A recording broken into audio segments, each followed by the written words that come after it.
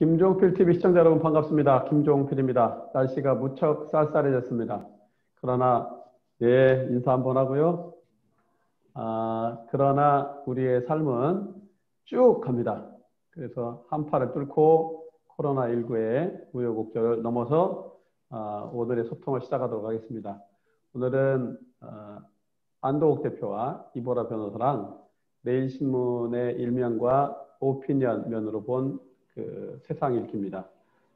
세상을 이렇게 친절하고 구체적이고 유익하게 읽어주는 남녀가 전 세계에 이 딱 둘밖에 없다고 생각합니다. 두 명 있긴 합니다만. 네. 자, 방송 시작하도록 하겠습니다. 먼저 우리 안도욱 대표가 뽑은 김종필 TV 시청 인상적인 일면 기사 세 꼭지입니다. 첫 번째는 11월 23일자 내일신문 정치팀의 구본원 기자가 올린 G20 정상 코로나 치료제 백신 공평 보급에 관한 내용입니다. 두 번째는 내일신문 오승환, 김영선 기자가 11월 26일자에 일면에 올린 법원이 말하자면 박사 조주빈에게 징역 40년을 선고했다라고 하는 내용입니다. 다음에 세 번째 꼭지는 정치팀의 박준규 기자가 11월 27일자에 올린 3차 재난지원금. 이게 지금 여야 간에 격돌이고 조율도 한다고 합니다만은 격돌로 가는 분위기인데 3차 재난지원금 5조 원대를 검토한다는 기사고요. 1차 때의 절반 수준이 안 된다는 제목의 기사입니다. 이 내용에 대해서는 제가 사조금 빼고 곧바로 우리 안도욱 빅데이터 전문가가 여러분께 브리핑하겠습니다. 시작합시다. 네, 반갑습니다. 안도욱입니다. 네, 자, 2주간 다양한 소식들이 있었는데요. 그만큼 좀 버라이어티한 2주간이었고요. 아무래도 좀 가슴 졸이는 일들이 좀 많았던 것 같아요. 첫 번째 소식으로 이제 코로나 3차 확산을 지금 우리가 신경 쓰지 않을 수 없는데 이게 전 세계의 관심이기도 하고 앞으로 해결해야 될 논제이기도 합니다. 그래서 이제 G20 정상 회담이 있었다고 해요. 밑에 보이는 이제 화면이 이게 이제 국가 정상이 하는 화상회의. 네, 화상회의를 또 이런 식으로 하네요. 굉장히 규모 있고 멋있게 하는데 이 화상회의가 보니까 아직도 이제 도널드 트럼프 이분이 이제 나오시고요.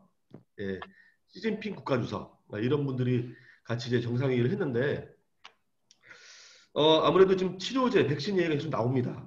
그런데 이 치료제 백신의 어떤 보급이나 이 확보가 열악한 그 국가라든가 좀 힘이 없는 약소국에는 균등하게 배포되지 않을 거다라는 이제 우려 사항이 있어요. 그래서 공평한 보급을 위해 힘을 모으기로 했다. 그래서 이제 21일, 22일 날 이제 이런 밑에 보시는 화상회의를 했는데요. G20 정상에서는 지금의 이런 피해를 이렇게 표현합니다. 전무후무한 충격. 사실 이 이상의 우리를 경각심을 줄 만한 용어가 없는 것 같아요. 전에도 없었고 앞으로도 좀 찾아보기 힘든 충격이지 않을까라는 식으로 이제 우리 위기 상황을 얘기하면서 이 취약계층 그리고 거기에 대한 경계 회복 등이 시급하다라고 지금 논제를 얘기하고 있습니다. 그래서 이제 진단기기와 치료제 백신이 모든 사람에게 적정 가격. 사실은 이게 좀 초기에 급한 상황이면 비싸게 팔릴 수 있는 상황이 있거든요. 안 그래도 지금 화이자라든가 이런 약들이 결코 싸게 팔린다라고 할 수 없는데 이게 적정 가격에 공평하게 보급될 수 있도록 전력을 다 하겠다. 다 하자. 이런 이제 의기투합을 했습니다. 그래서 G20 정상들이 국민의 생명, 일자리, 소득을 보호하고 세계 경제 회복을 지원하면서 금융 시스템의 회복력을 높이는 데 필요한 모든 것을 수단을 계속해서 활용할 것이다 라고 지금 정상들이 얘기하고 있습니다. 물론 어떻게 자국의 이익을 위해서 움직이는 국가가 전 세계를 위해서 이렇게 의기투합하는 게 사실 정상회담에서 나올 수 있는 얘기지만 결과적으로 어떻게 진행이 될지는 잘 모르겠어요. 그래서 모든 개발도상국과 최빈국, 개도국들을 계속 지원하겠다라고 밝혔습니다. 그래서 이제 다자무역 체제를 지원하는 것은 지금이 어느 때보다 중요하다라고 얘기했고요. 그런데 이제 우리나라 문재인 대통령이 그래도 K방역 이 시대를 잘 끌고 가는 우리나라의 어떤 목소리를 냈는데 그럼에도 불구하고 기업인 그리고 필수 인력의 국경 간 이동은 조금 우리가 좀 열어놓은 쪽으로 하자라고 이제 발표를 했는데 그래도 우리나라의 문재인 대통령의 얘기다 보니 각국의 폭넓은 지지를 받았다라고 얘기를 하고 있습니다. 예. 예. 네, 다음 두 번째 꼭지로 넘어가겠습니다. 네. 조주빈. 네네. 잠깐만요. 이 화면을 넘기는 걸 제가 예. 물 예. 흐르듯이. 네, 예. 물이 자연스럽게 흐르잖아요. 네네. 상선약수라고, 그죠? 맞습니다. 예. 자, 다음은 조주빈 얘기인데요. 아유, 죄송합니다. 여기 애교로 봐줄 수 있습니다. 미소가 떠오르는군요. 네. 새로운 시스템을 좀 시도를 해보다 보니까 예. 네. 제가 이제 이 부분에선 좀 관심이 좀 많아요. 제가 올해 박사를 따면서도 그 범죄 수사를 온라인 소셜 데이터를 인공지능으로 판단할 수 있는 것에 대해서 고민도 했고 최근에 산자부 과제 중에 이제 엠번방에 대한 수사를 인공지능이 하게끔 하자라는 내용을 제가 컬럼도 썼었고 또 주제 발표도 했었습니다. 지금 우리 관심사에서 잠깐 벗어났던 얘기인데 다시 이제 그 얘기가 나왔는데요. 이 친구에 대한 조치가 어떻게 됐었는지 우리가 궁금했었고 앞으로 어떻게 조치가 됐던지에 대해서 관심을 갖다가 이제 코로나 때문에 잠시 그 관심 밖에 있다가 최근에 징역 40년을 선고받았습니다. 이게 많다면 많을 수도 있고 적다면 적을 수도 있습니다. 물론 이제 해외 사례라든가 이런 거에 비하면은 뭐 100년, 200년을 받는 사례에 비해서는 적은데 우리나라에서 발생했던 여러 사례 중에서는 꽤 중형인 것 같아요. 그래서 40년을 받았고요. 그 외에 이제 랄로라는 어떤 천모 씨 그리고 도널드 푸틴 이게 참 누구를 겨냥한 이름 두 사람의 이름을 합친 이름인 것 같은데 이 강모 씨, 이 공범들이 있습니다. 이 친구들은 7에서 15년을 선고받았고요. 그 중에 이제 태평양이라는 미성년자가 있는데 이 친구는 장기 이제 10년, 단기 5년의 선고를 받았습니다. 자, 그래서 여기서 한 버려 번만 짚고 넘어가겠습니다. 네네네. 친구는 아니고요. 이 사람들 정도 가는 게 좋을 것 같습니다. 그럴까요? 우리 안 대표의 친구는 아니기 때문에 제 친구 친화적 아닙니다. 표현이라. 예. 불특정 다수를 제가 약간 예, 낮춰볼 때 뜻은 이해가 친구 되는데 그러는데 오해 정서적으로 없으시고 공감이. 예. C 하기도 그렇고 그래서 제가 이 이 사람 사람들, 저 예. 사람 할게요. 사람이긴 네. 하니까. 그동안 이 사람들이 벌였던 그 범행에 대해서는 이제 이 글에 자세히 있고 내일신문을 좀 보시면 나올 텐데 여기서 한 번 더 짚고 나가야 될 부분이 그 1심이 이제 마무리되고 디지털 성범죄에 대한 핵심 대책 중에 하나가 위장 수사입니다. 위장 수사, 그렇죠. 잠입 수사. 잠입수사. 네네, 위장, 잠입 수사. 이거에 대해서 제가 또 그 컬럼을 쓴 적도 있었거든요. 제가 이걸 저도 이 제도에 대해서 굉장히 환영하는 방법이고 사실은 그 이런 친구들을 이런 사람들을 잡기 위해서는 네, 굉장히 많은 수사력이 필요합니다. 온라인상에서 엄청난 그 방대한 그 소셜 미디어를 통해서 벌어지는 댓글들, 뭐 게시물 글들을 수사하기가 어려워요. 그래서 이 잠입 수사라는 게 인공의 또 사람이 이제 채팅방을 열어놓고 유인하는 방법으로 하는 수사입니다. 근데 이걸 사람이 다 하기는 정말 아침에 일어나가지고 출근해가지고 경찰 입장에서 채팅을 매일 하고 있다. 이것도 굉장히 인력 낭비거든요. 제가 여기서 좀 주장했던 바는 인공지능으로 수사관을 만들자.